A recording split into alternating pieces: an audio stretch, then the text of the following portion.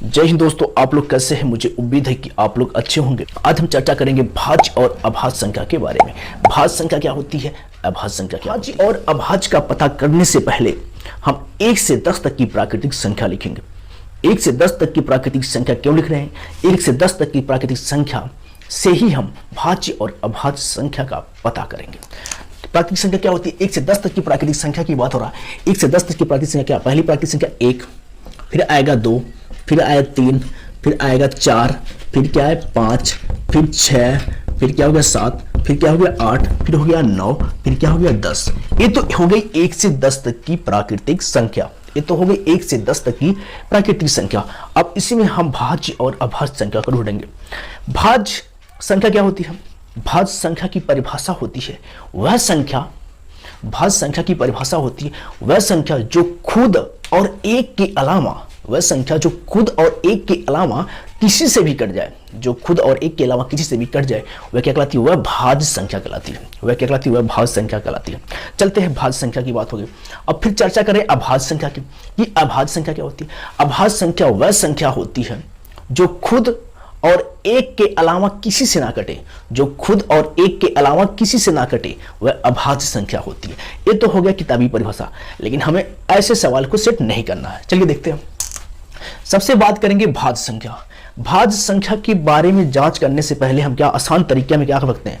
भाज्य संख्या का पता करने से पहले हम आसान भाषा में समझ सकते हैं कि भाज्य संख्या क्या होती है। भाज्य संख्या वह संख्या होती है जिसके 2 से अधिक फैक्टर हो, जिसके क्या हो? जिसके 2 से अधिक फैक्टर हो। और फिर अभाज्य संख्या क्या होती है? अभाज्य संख्या वह संख्या होती है जिसके केवल 2 फैक्टर हो, जिसके केवल 2 फैक्टर हुए अभाज्य संख्या होती है। चलते हैं, देखते हैं। जैसे देखिए 1, सबसे पहले बात करेंगे प्राकृतिक संख्या क्या है। सबसे पहले प्राकृतिक संख्या 1, सबसे पहले प्राकृतिक संख्या क्या है? 1। अब 1 की बात है तो 1 क्या है? 1 के स्वयं 1 फैक्टर बन रहे हैं। 1 का क्या हो रहा है? 1 फैक्टर बन रहा है। 1 का 1 फैक्टर बन रहा है कि नहीं बन रहा है?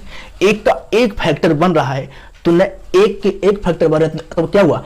1 न तो भाज्य है न तो अभाज्य। 1 का 1 फैक्टर बना, इसलिए 1 क्या है?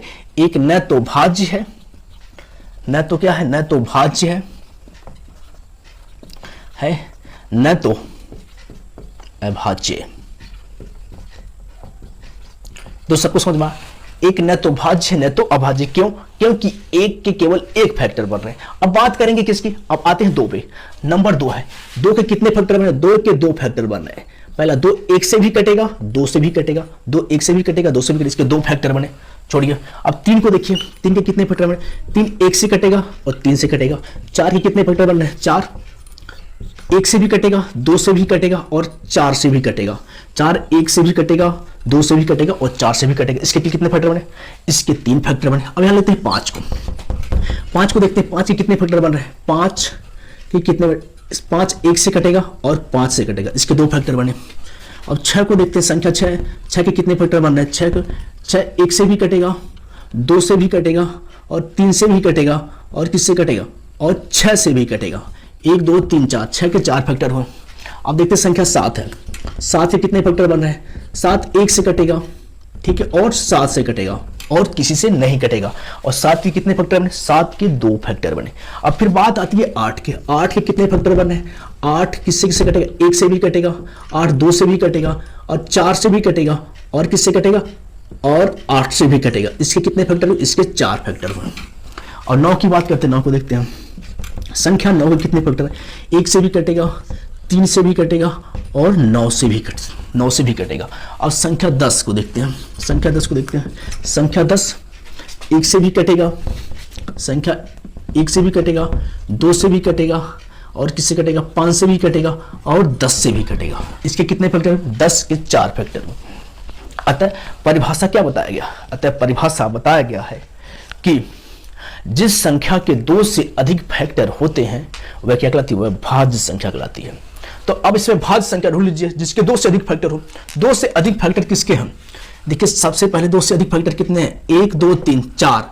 तो सबसे छोटी भाज्य संख्या क्या होगी? सबसे छोटी भाज्य संख्या क्या है? भाज्य संख्या क्या है? सबसे छोटी भाज्य संख्या क्या है? 4।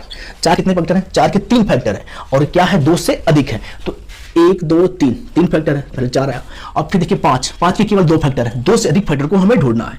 6 को देखिए, 6 के कितने फैक्टर है, 1 2 3 6, 1 2 3 6 कितने फैक्टर है, 6 के 4 फैक्टर है, संख्या 6 भी भाज्य है। उसके बाद 1 और 7 देखिए, इसके 2 ही फैक्टर है। 8 को देखते हैं, 8 के कितने फैक्टर है, 1 2 3 4, 8 के कितने फैक्टर है, 8 के 4 फैक्टर है, संख्या 8 भी क्या है, भाज्य संख्या है। अब आते हैं 9 पे, 9 पे देखते हैं संख्या 9 के कितने फैक्टर है, 1 2 3, जो क्या है 2 से अधिक है, तो ये भी क्या है, 9 भी क्या है, भाज्य संख्या। अब 10 को देखिए, 1 2 3 4, 1 2 3 4, ये भी क्या, इसके भी कितने फैक्टर बने, इसके 4 फैक्टर बने, जो कि क्या है 2 से अधिक है, ये भी क्या है, भाज्य संख्या है। डॉट डॉट करके इनफाइनाइट तक ऐसे आएंगे, इनफाइनाइट तक ऐसे आएंगे। अब चलते हैं अभाज्य संख्या को ढूंढते हैं कि अभाज्य संख्या क्या होती है। अभाज्य संख्या वह संख्या होती है जिसके कितने फैक्टर हो, जिसके केवल 2 फैक्टर हो। अभाज्य संख्या वह संख्या होती है जिसके केवल 2 फैक्टर हो। तो किसके 2 फैक्टर उसको हम ढूंढते हैं, तो अभाज्य संख्या का पता चल जाएगा। तो देखिए इसमें 2 के कितने फैक्टर है, 1 2, 2 के 2 फैक्टर है, तो इसका मतलब क्या है, जिसके 2 फैक्टर होते हैं वे क्या कहलाती है, अभाज्य संख्या कहलाती है। जिसके 2 फैक्टर होते हैं वे क्या कहलाती है, अभाज्य संख्या होती है। तो 2 के कितने फैक्टर है, 1 और 2, 2 के 2 फैक्टर है, तो 2 भी क्या है, अभाज्य संख्या है।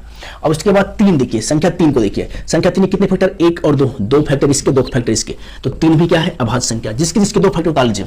संख्या 5 है, संख्या 5 के कितने फैक्टर, 1 और 5, 2 फैक्टर है, संख्या 5 को उतार लीजिए। अब संख्या 7 को लिखते हैं, 7 के कितने फैक्टर, 1 और 2, संख्या 7 भी अभाज्य संख्या है। अब संख्या, अब कोई संख्या ऐसी नहीं है, 2 3 5 7 डॉट डॉट इनफाइनाइट। इसका मतलब समझ में आया, इसका मतलब हुआ भाज्य संख्या वह संख्या होती है जिसके क्या हो, 2 से अधिक फैक्टर हो। अभाज्य संख्या वह संख्या होती है जिसके केवल 2 फैक्टर हो। अब वह बात है, अब कहेंगे कि अब तो भाज्य और अभाज्य संख्या का तो पता चल गया, लेकिन एक क्या है, एक न तो भाज्य है न तो अभाज्य है, एक न तो भाज्य है न तो अभाज्य है, क्योंकि एक के केवल कितने फैक्टर है, क्योंकि एक के केवल एक फैक्टर है, क्योंकि एक के केवल एक फैक्टर है। अब कभी कभी प्रश्न क्या पूछता है, कभी कभी प्रश्न पूछता है लगातार अभाज्य संख्या क्या होती है। लगातार अभाज्य संख्या क्या होती है, तो लगातार या कंटिन्यू अभाज्य संख्या है। लगातार अभाज्य संख्या लिख लीजिएगा, लगातार अभाज्य संख्याएं, लगातार अभाज्य संख्याएं क्या होती हैं, तो लगातार अभाज्य संख्या क्या है, लगातार अभाज्य संख्या क्या है, 2 ये भी एक अभाज्य संख्या है और 3 भी अभाज्य संख्या है। तो लगातार अभाज्य संख्या क्या है, 2 के बाद 3 आया, इससे लगातार अभाज्य संख्या क्या हो गई, 2 और 3। लगातार अभाज्य संख्या क्या हो गई, 2 और 3 हो गए। अब पूछता है कभी कभी सबसे छोटी भाज्य संख्या क्या होगी, सबसे छोटी भाज्य संख्या 4, अब सबसे छोटी अभाज्य संख्या 2, लगातार अभाज्य संख्या क्या होगी, 2 और 3 हो गई। लगातार अभाज्य संख्या 2 और 3 होगी। अब लिख लीजिएगा, एक न तो भाज्य है, एक न तो भाज्य है न तो अभाज्य है, न तो अभाज्य है। एक न तो भाज्य है न तो अभाज्य है।